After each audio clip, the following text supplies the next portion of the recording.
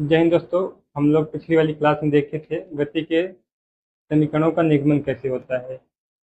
अब आज हम लोग देखेंगे अध्याय 8 बल तथा गति के नियम। तो गति के बारे में हम लोग पिछले वाले अध्याय में पढ़ चुके थे, गति क्या होती है और विराम क्या होती है। अब आज हम लोग देखेंगे बल। देखिए बल क्या होता है।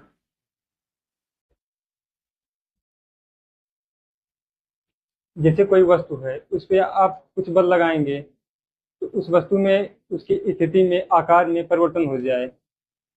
उस पर कुछ बल लगाएं, फोर्स, जैसे आपकी कोई वस्तु हो गई, ठीक है, इस पे आप ऐसा बल लगाइए या कुछ बल लगाइए कि इसके आकार में तथा स्थिति में, यहाँ पर है तो यहाँ खिसक कर यहाँ ली जाए तो वो हम बल कहलाएगा। उसके आकार में स्थिति में परिवर्तन आ जाए, ठीक है। बल की परिभाषा जो है ऐसे कर सकते हैं, बल वह बाह्य कारक है जिसके कारण किसी वस्तु के आकार तथा स्थिति में परिवर्तन ला दे। वही तो है, इसमें इसके आकार में तथा स्थिति में परिवर्तन ला दे तो हम बल कहलाएगा, ठीक है। देखिए पहले परिभाषा हम लोग देखते हैं तब शायद और समझ में आए अच्छे से।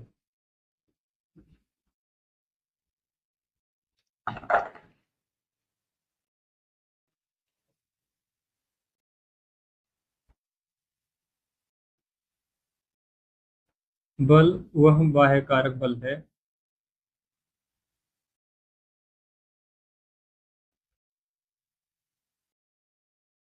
बल वह बाह्य कारक बल है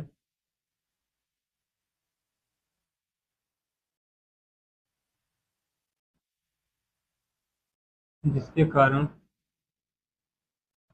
जिसके कारण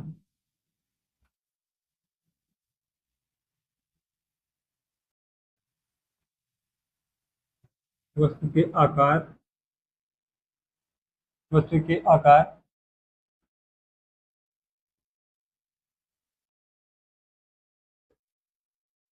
स्थिति में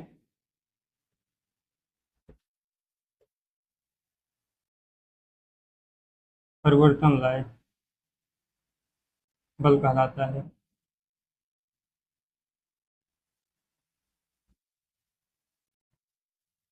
बल कहलाता है, ठीक है।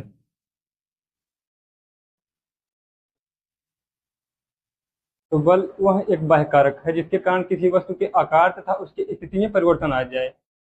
बल का एसआई मात्रक न्यूटन होता है।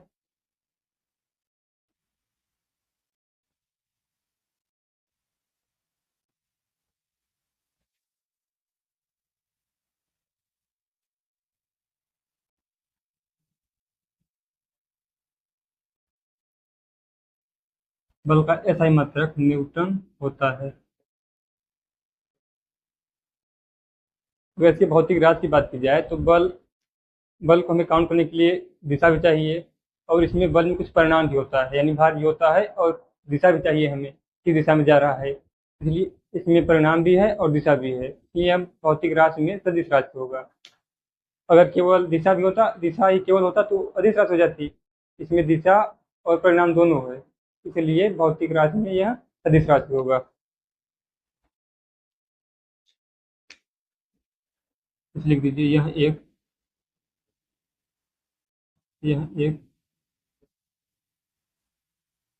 भौतिक राशि है, ठीक है। अब देखते हैं हम लोग, परिभाषा तो आप लोग देख लिए, शायद समझ में आया होगा अच्छे से। अब हम देखते हैं बल से प्रभाव क्या पड़ता है किसी वस्तु पर, यानी इफेक्ट क्या पड़ता है उसके, या बल का प्रभाव।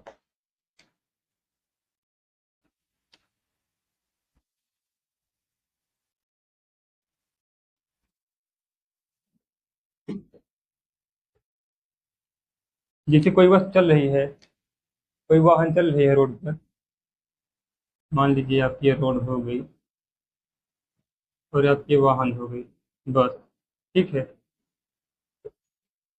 चल क्या ये बिल्कुल विरामावस्था में खड़ी है, जमीन जगह स्थिर हुई है, ऐसे कोई हम लोग बल लगाएं तो ये अपने स्थान से कुछ चल देगी, यानी कि विरामावस्था में है, अगर इस पर कुछ हम लोग फोर्स लगाएं, बल लगाएं तो यह विराम की अवस्था से चलकर गति की अवस्था में हो जाएगी, ठीक है। तो पहला प्रभाव आपका यही हो गया। इसे यहाँ देखिए, आपका पहला प्रभाव होगा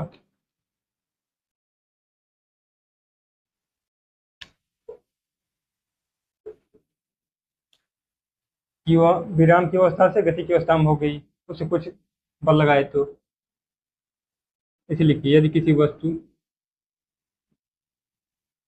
यदि कोई वस्तु विराम की अवस्था में है, यदि कोई वस्तु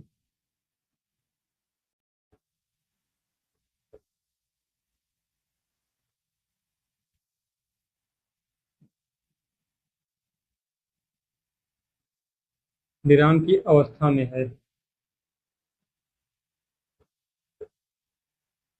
विराम की अवस्था में है, तो हम गति की अवस्था में हो जाएगी, क्योंकि उस पर कुछ हम लोग बल लगा रहे हैं। यदि कोई वस्तु विराम की अवस्था में है, तो वह गति की, तो वह गति की अवस्था में हो जाएगी।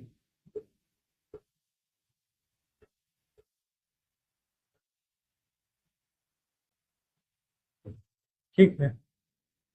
यदि कोई बस या ऐसी कोई वस्तु है जो एकदम विराम की अवस्था में है, उस पर हम लोग बाह्य कारक यानी बल लगाएंगे। आपको बता दिए, कोई बल लगाए, जैसे उस पर कोई बल लगाएंगे तो हम विराम की अवस्था में, गति की अवस्था में हो जाएगी।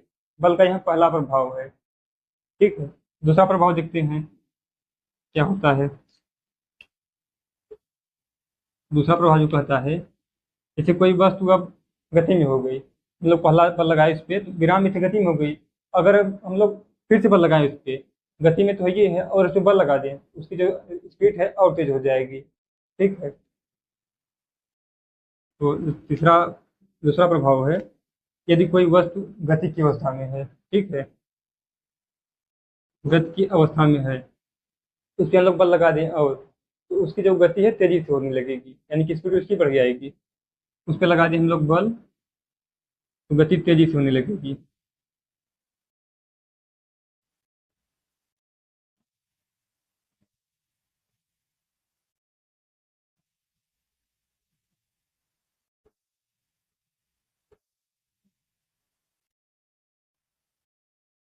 ठीक है। कोई वस्तु हम लोग देखें यहाँ कि वहाँ गतिमान, गति की अवस्था में है, हम लोग उस पर बल लगाए हैं, तो उसकी जो स्पीड है और बढ़ गई है और तेजी से हो गई है। और हम लोग देखते हैं बल का तीसरा प्रभाव।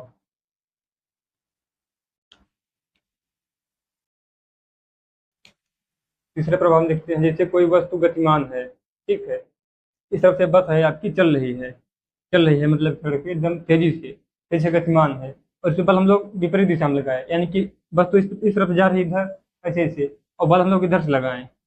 तो इसमें दो कंडीशन हम लोगों को आ जाएगा। जैसे बल हम लोग, आपकी बस तो बहुत तेजी से गतिमान है, उस पर अगर हम लोग बल लगाएं, बल अगर धीमा रहेगा तो जो बस की चाल होगी थोड़ा स्लो हो जाएगी, और अगर बल काफ़ी तेज है तो आपकी जो बस है एकदम खड़ी हो जाएगी, विराम की अवस्था में आ जाएगी। और उससे भी ज़्यादा तेज है तो बस जो विपरीत दिशा में चलने लगेगी, यानी जिस तरफ से आ रही थी। तो तीसरे अवस्था में हम देखते हैं, अगर बस के यानी कि उस वस्तु के विपरीत दिशा में, जो वस्तु गतिमान है तेजी से, उसके विपरीत दिशा में बल लगाते हैं, विपरीत दिशा में बल लगाते हैं, तो क्या होगा, वस्तु की चाल धीमी हो जाएगी। ठीक है। पहले हम देखते हैं, जो वस्तु की चाल है,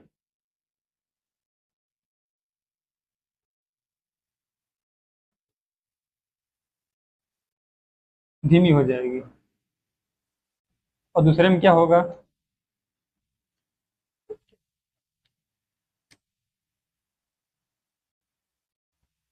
दूसरे में क्या होगा, पहले तो कोई बस जो थी बहुत तेज गतिमान थी, उसके हम लोग विपरीत दिशा में बल लगाए हैं, तो वस्तु की गति अगर, मतलब बल जो है पहली बार में थोड़ा स्लो लगाए विपरीत दिशा में, तो बस की गति थोड़ा स्लो हो जाएगी, मतलब बहुत तेजी से गति कर रहे थे बस से, तो हम बस जो है थोड़ा स्लो हो जाएगी। दूसरी बार में थोड़ा विपरीत दिशा में बल हल्का उसे तेज कर दें, शायद बस खड़ी हो सकती है, आपकी विराम की अवस्था में आ सकती है। बल बढ़ाने पर, बल को हम लोग बढ़ा दें, तो बस जो है विराम की अवस्था में आ सकती है। ठीक है, विराम की अवस्था में आपकी आ गई।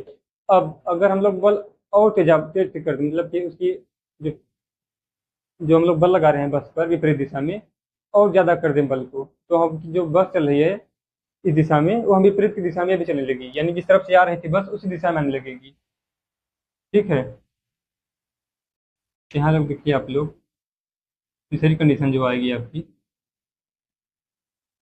वो हो जाएगी बस विपरीत दिशा में चलने लगेगी, जिस तरफ से जा रही थी उसी तरफ लौटने लगेगी बल तेजी से बढ़ाने पर, यानी बल अधिक बढ़ा देने पर।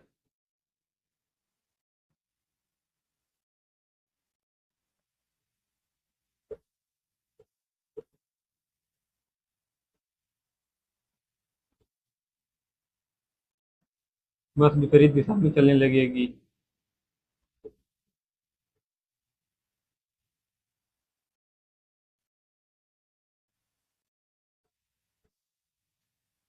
तो हम लोग देखते हैं, जैसे बस कोई गतिमान थी, उससे हम लोग विपरीत दिशा में बल लगाए हैं। अगर बल हम लोग स्लो से लगाएंगे, देन थोड़ा सा लगाएंगे, तो आपकी जो बस की गति है स्लो हो जाएगी।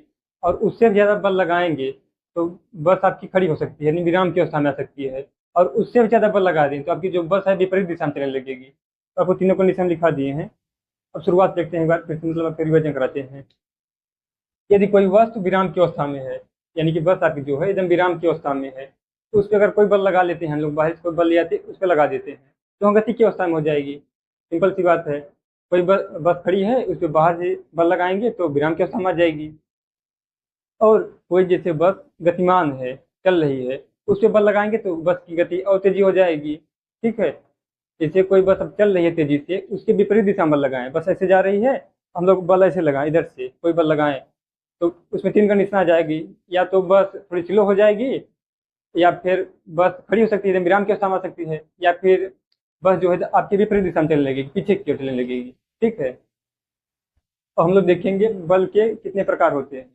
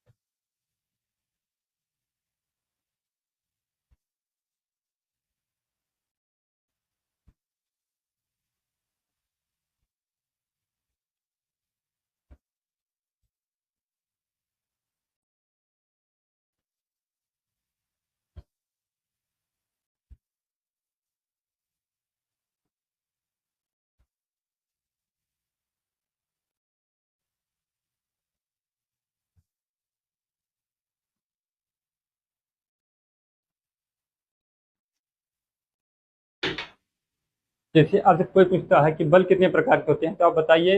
बल निम्न प्रकार के होते हैं। बल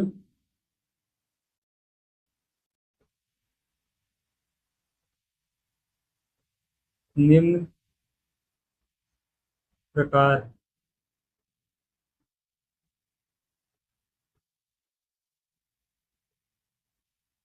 के होते हैं। अब कुछ बलों को हम लोग इसी वाले चैप्टर में पढ़ेंगे, मतलब पढ़ेंगे। और वैसे कुछ बल हैं कि आगे अभी चैप्टर में मिलेंगे, और कुछ ऐसे बल हैं कि आपकी अगली कक्षाओं में मिलेंगे। यानी कि आपको बता दिए कि बल निम्न प्रकार के होते हैं, इनके कोई टाइप नहीं है कि दो प्रकार के, तीन प्रकार, चार प्रकार के, ऐसा कुछ नहीं है। बल निम्न प्रकार के होते हैं। जैसे देखिएगा, पहला आपका हो गया घर्षण बल।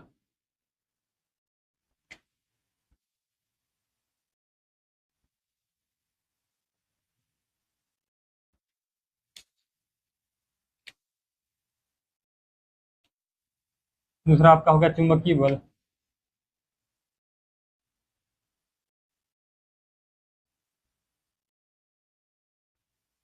चुंबकीय, सॉरी,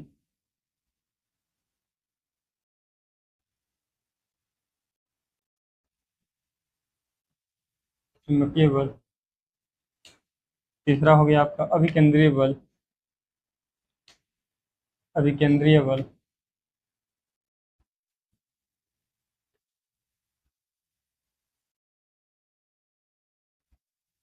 अभिकेंद्रीय बल। और आपका बल बल आपके बहुत प्रकार के हैं, आप लोग अगली कक्षाओं में पढ़ेंगे या अगले चैप्टर में पढ़ेंगे, कुछ ऐसे बल हैं। जैसे हो गया आपका गुरुत्वाकर्षण बल,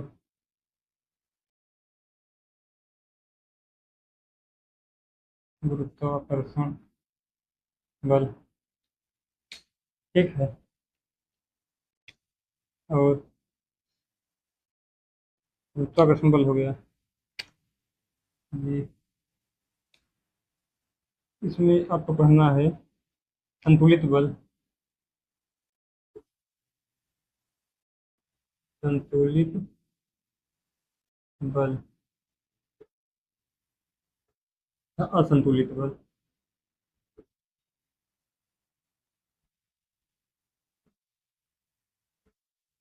संतुलित बल था असंतुलित बल। तो घर्षण बल, चुंबकीय बल, अभिकेंद्रीय बल, गुरुत्वाकर्षण बल, संतुलित बल था असंतुलित बल, हम लोग पढ़ेंगे इसी क्लास में। तो पहले देखते हैं घर्षण बल क्या होता है। घर्षण बल, जैसे आप साइकिल जाते हैं कहीं तो आपके टायर और सड़क के बीच एक बल लगता है जो हम इसे घर्षण बल कहते हैं। घर्षण बल क्या होता है, आपके विपरीत दिशा में कार्य करता है। जैसे हम लोग चलते हैं तो घर्षण बल के ही द्वारा हम लोग चल पा रहे हैं ना, चल भी नहीं पाते, यहाँ आपके विपरीत दिशा में कार्य करता है। घर्षण बल की एक खास बात है, इन दो सतहों के बीच कार्य करता है। सबसे पहले हम लोग घर्षण बल के बारे में पढ़ रहे हैं अच्छे से, फिर पढ़ेंगे सबके बारे में, संतुलित बल, चुंबकीय बल, अभिकेंद्रीय बल, गुरुत्वाकर्षण बल, ठीक है।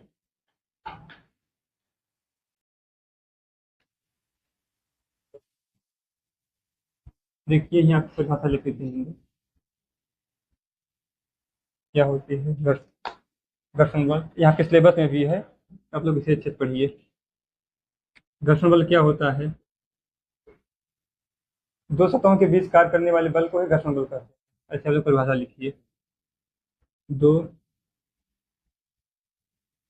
सतहों के बीच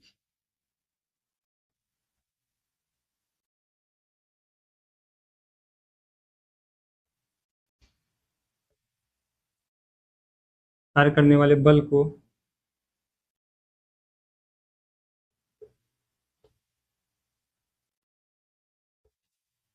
घर्षण बल कहते हैं,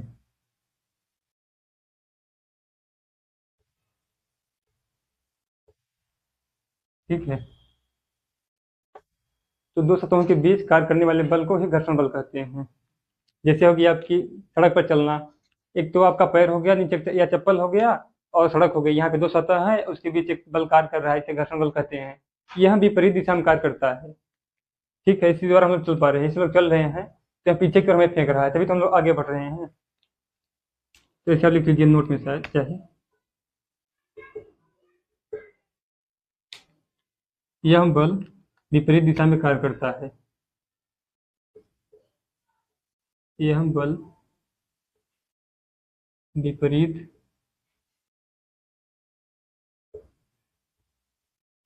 दिशा में कार्य करता है,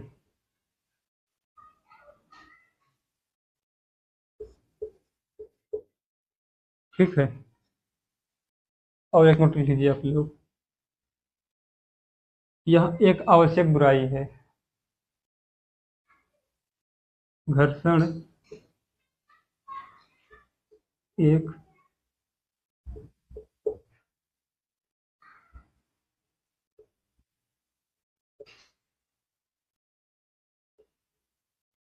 आवश्यक बुराई है। कैसे आवश्यक भी है और बुराई भी है, कैसे हो जाएगा।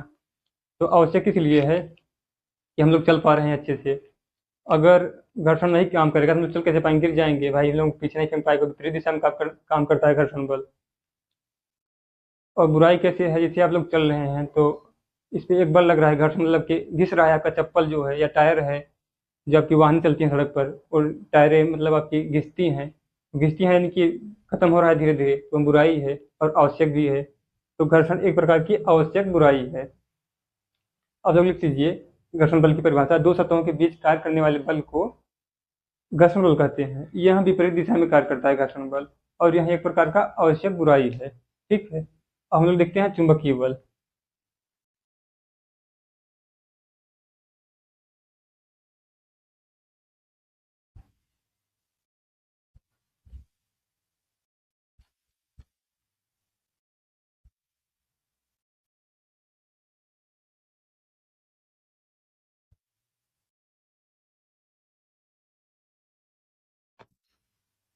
चुंबकीय बल क्या होता है?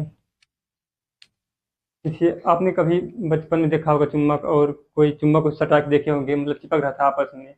तो ये चुम्बक है। चुम्बक कोई धातु धातु जैसे आपका लोहा हो गया, तो किसी धातु और चुंबक के बीच जो बल कार्य करता है वो खींचता है अपनी ओर, आकर्षण बल होता है इसमें।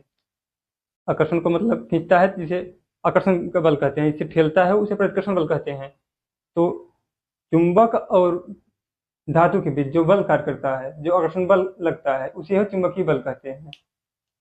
उसे ही चुंबकीय बल कहते हैं। ऐसे लिखिए आप लोग। चुंबक, चुंबक आप जानते हैं क्या होता है? चुंबक और धातु,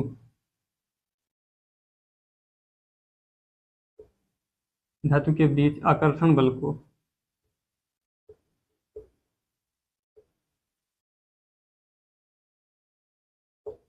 आकर्षण बल को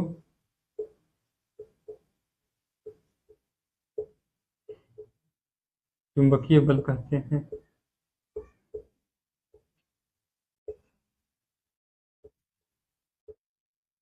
ठीक है। चुंबक हम जानते हैं क्या होता है, धातु भी जानते हैं आप, जैसे आपका लोहा हो गया। तो लोहे और बीज के बीच एक बल कार्य करता है, यानी कि खींचता है उसे। आपको बता दिया है कि जो अपनी ओर खींचता है उसे आकर्षण बल भी कहते हैं, और जो अपने पास से दूर भेजता है उसे प्रतिकर्षण बल कहते हैं। तो यहाँ आकर्षण बल उसमें लगता है, लोहे और चुंबक के बीच एक आकर्षण बल लगता है, जिसे चुंबकीय बल कहते हैं। ठीक है। तो आप चुंबकीय बल भी देख लिए। अब देखते हैं हम लोग अभिकेंद्री बल क्या होता है। अभिकेंद्री बल यहाँ देखिए। अभिकेंद्री बल क्या होता है? जो अपनी केंद्र की ओर आकर्षित करे। जैसे आप एक डोरी ले लीजिए, लगभग 2 फीट की ले लीजिए एक डोरी, और उसके एक कोने पर एक थोड़ा सा पत्थर का टुकड़ा बांध लीजिए और चारों तरफ ऐसे घुमाइए। तो वह आपके मतलब एक वृत्त में कार्य करेगा। तो वृत्त के सभी कोनों, सभी मतलब कि वो अपने केंद्र की ओर आकर्षित करे। जैसे देखिए, आप एक डोरी ले लेंगे, ऐसे डोरी से घुमाएंगे आप, ये आपका पत्थर का टुकड़ा हो गया, ऐसे घुमाएंगे, राउंड करेंगे। तो प्रत्येक बिंदु पर वो अपने केंद्र की ओर आकर्षित करे। ठीक है। जहां जहां से डोरी आपकी गई है, प्रत्येक बिंदु पर वो अपने केंद्र की ओर आकर्षित करे। इसे ही हम लोग अभिकेंद्री बल कहते हैं। किसी वृत्तीय पथ पर लिख सकते हैं, वृत्तीय पथ पर प्रत्येक बिंदु पर वो अपने केंद्र की ओर आकर्षित करे, जिसे हम लोग अभिकेंद्री बल कहते हैं। देखिए, ऐसे किसी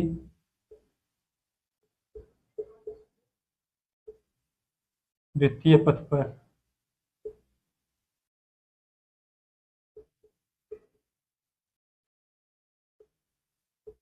किसी वृत्तीय पथ पर प्रत्येक बिंदु पर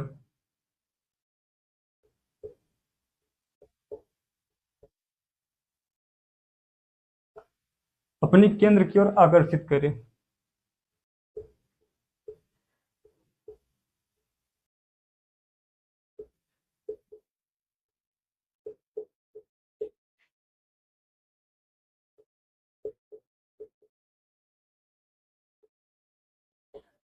अपनी केंद्र की ओर आकर्षित करे, अभिकेंद्री बल कहते हैं।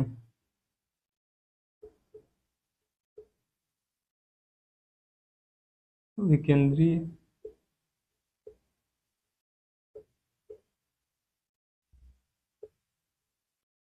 अभिकेंद्री बल नाम से ही लग रहा है कि केंद्र है उसमें और अभी है, मतलब कि अपनी केंद्र की ओर आकर्षित कर रहा है। तो किसी वृत्तीय पथ पर प्रत्येक बिंदु पर अपनी केंद्र की ओर आकर्षित करे, अभिकेंद्री बल कहते हैं या कहलाता है। लिख दीजिए, कहलाता है।